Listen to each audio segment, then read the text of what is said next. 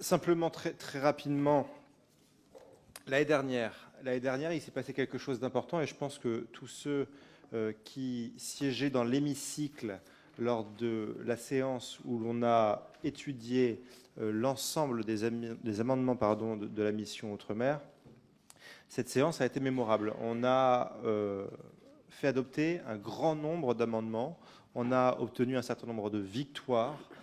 Euh, Tous les groupes politiques étaient d'accord, hormis la majorité présidentielle évidemment, mais on a pu obtenir de grandes avancées. Évidemment, ces avancées, elles ont été coupées ensuite par un 49-3. Néanmoins, cela veut bien dire quelque chose. Cela veut dire que nos territoires ultramarins ont besoin de moyens. Moi, je suis rapporteur pour avis de la commission des lois, vous l'avez dit, et à ce titre, je me suis notamment déplacé en Guyane il y a quelques semaines. Et en Guyane, on m'a répété quelque chose sans arrêt. On m'a dit on a un pays à construire parce que les habitants de Guyane eh bien, ont le sentiment d'être des habitants de seconde zone.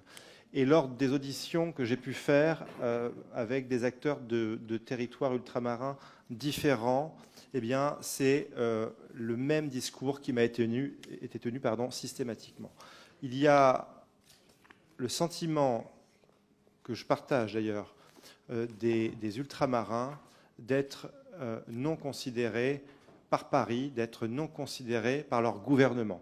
Et en cela, il y a nécessité, ce soir et lors de la séance qui, j'espère, pourra se tenir, eh bien, d'obtenir de véritables avancées pour nos territoires ultramarins et le mérite en termes d'infrastructures, en termes de moyens pour nos écoles, pour la santé, pour l'ensemble finalement de ce qui compose nos territoires ultramarins. Voilà, merci.